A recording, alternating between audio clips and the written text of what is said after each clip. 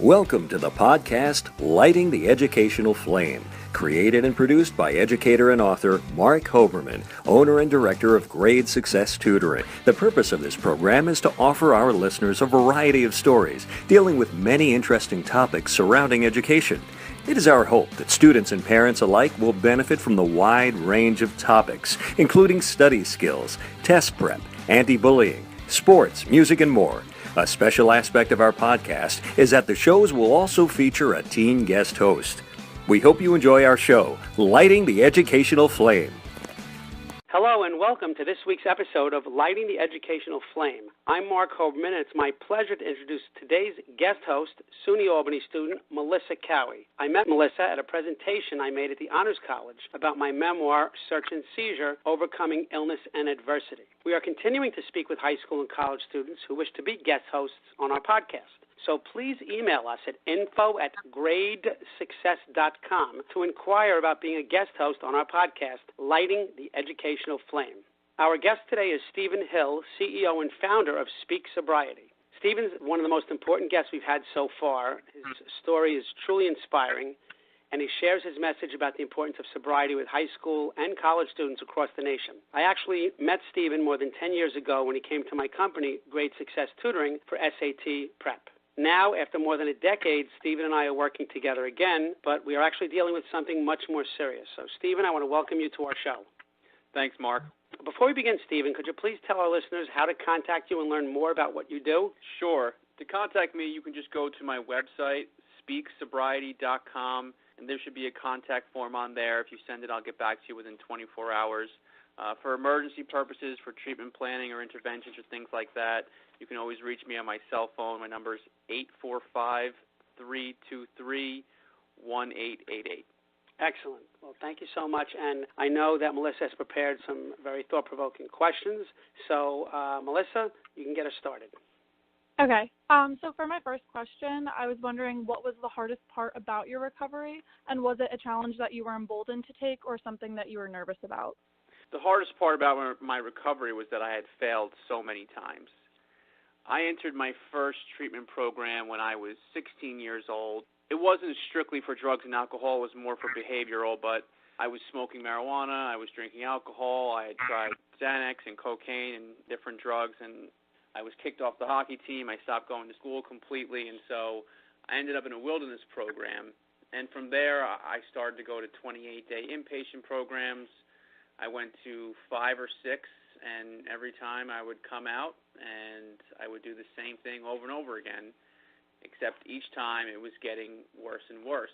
So I thought that there really was no hope for me and that I was just going to be a drug addict for the rest of my life, and my story would end in one of two ways, either in prison or dead. And so it wasn't until I ended up in a long-term treatment facility that I was even able to accept the fact that I might be able to do this. I still wasn't sure, and I was willing to take on the challenge, but not right away.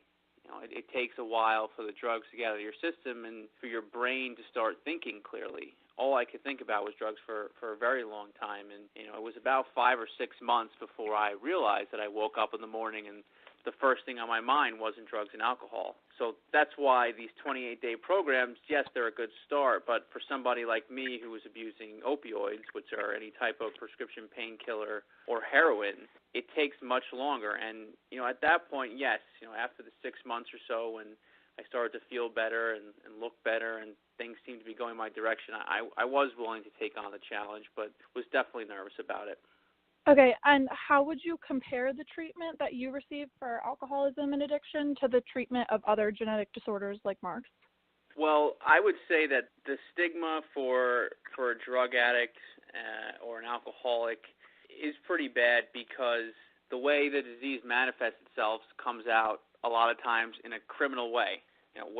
When other diseases, yes, they're just as serious, sometimes even more serious, depending on circumstances, but they don't really come out in a criminal manner. When somebody is addicted to drugs and they don't have any money, they become willing to do whatever is necessary to obtain those drugs. And so people don't want to associate with people who do things like that, and that's why it's so difficult in some areas to get sober living facilities put in, because people say it's called NIMBY. It's not in my backyard. And they don't want us around because they look at us as bad people when really we just have a disease. It's a little bit different. I think that there are stigmas attached to many diseases, but in my experience with addiction, it's pretty bad, and I think that we are definitely making some progress with it, but there's a long way to go. Okay, and because binge drinking and drug experimentation is so common in college, a lot of people may not realize that they even have a problem. What would you say are some red flags for college or high school students that would make them realize that they need help? It's very difficult, especially in college. I mean, I'm not a big statistics guy, but the numbers say that almost half of college students binge drink throughout their college experience. So, that's a lot of people, and it becomes the norm.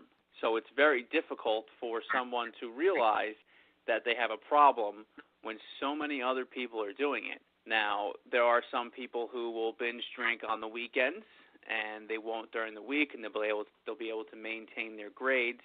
There's a lot of different warning signs that you could really look out for, and if they start doing it every day, they start drinking alone, their grades start to slip, they start hanging out with a different group of friends.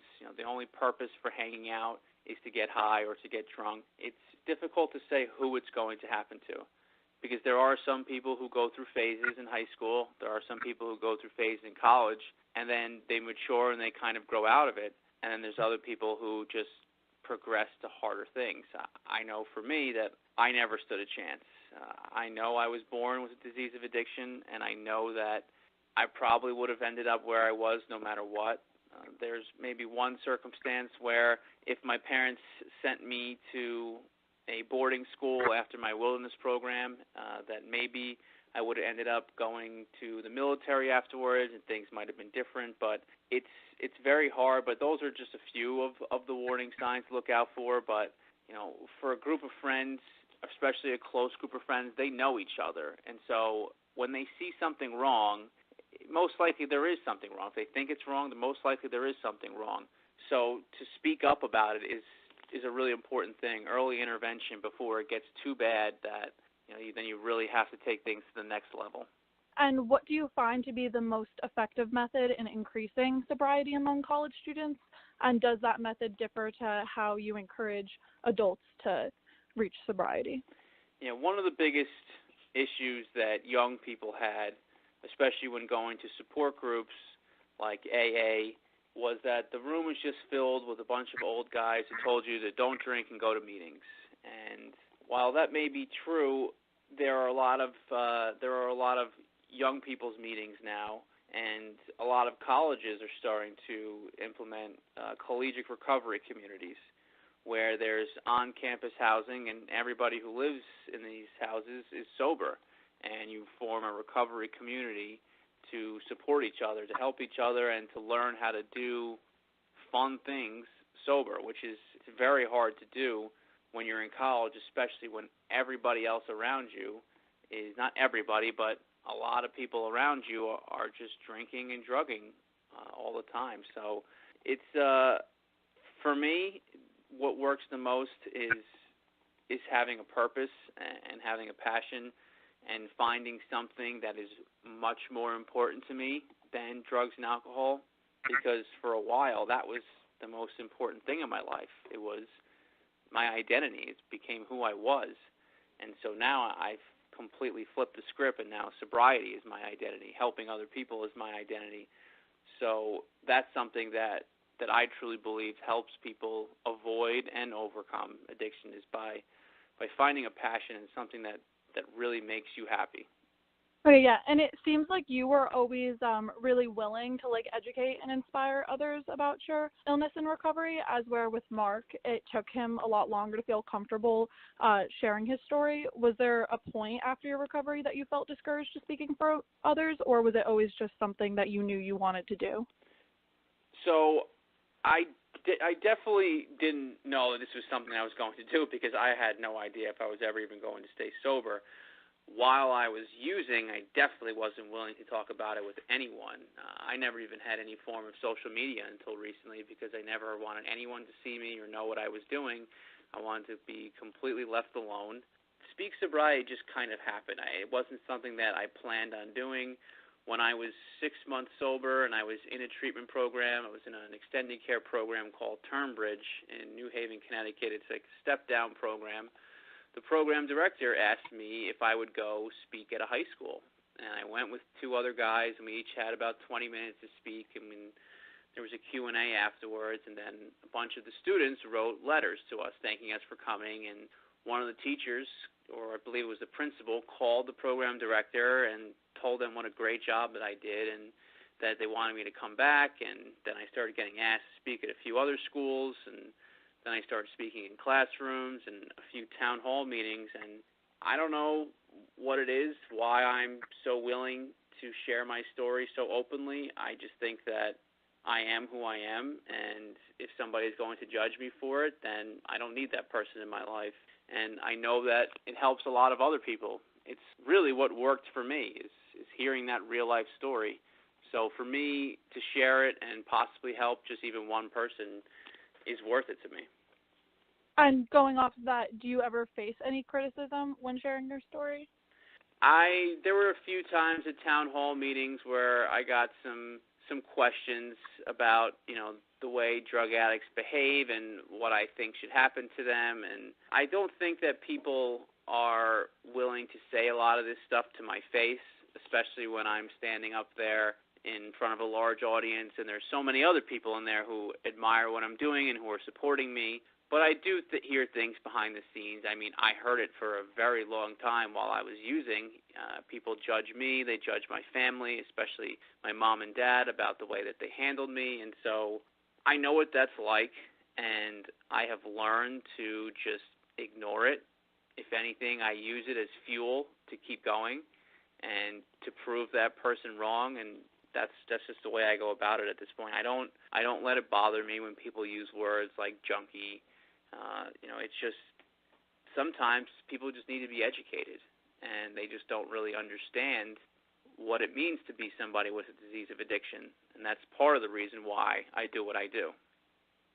Okay, and I personally have several chronic autoimmune illnesses, and a lot of times I feel isolated or identified with that stigma. So how personally do you get over being labeled as your disease?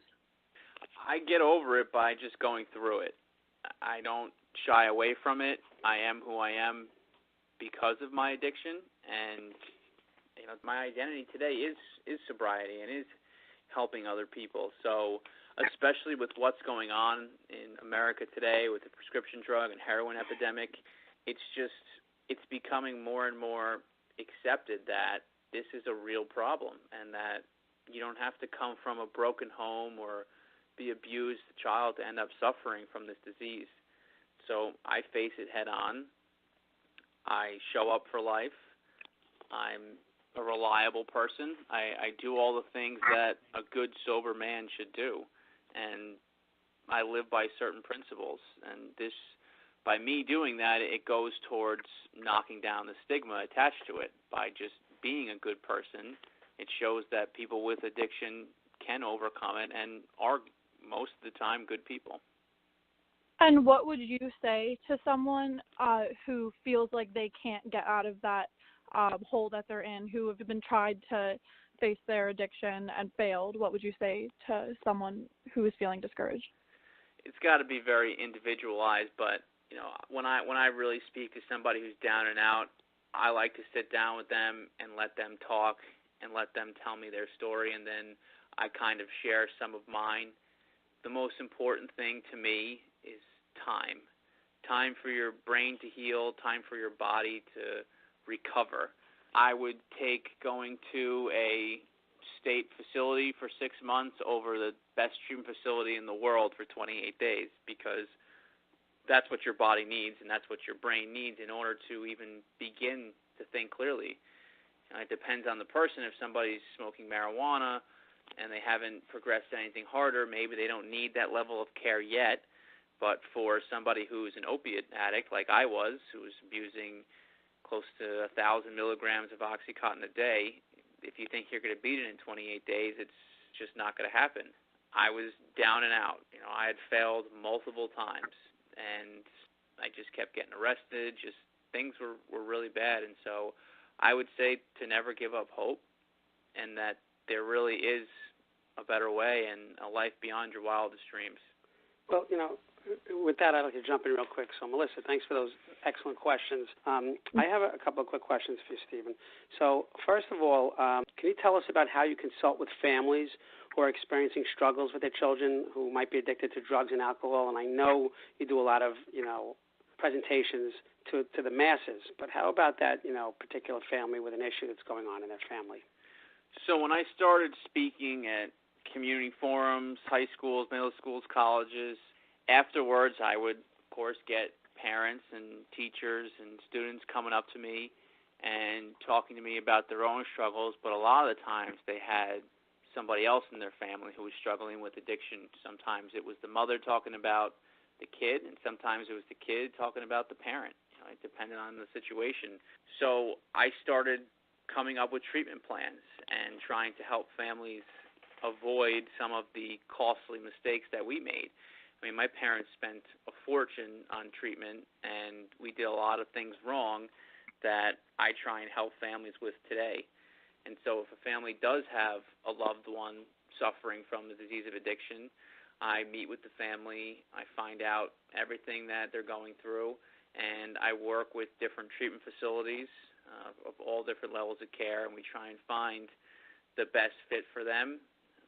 Big problem is financing, and that's the number one issue right now, is that treatment is so expensive, and the state facilities are so hard to get into, and there's so few of them. I mean, the waiting list is so long.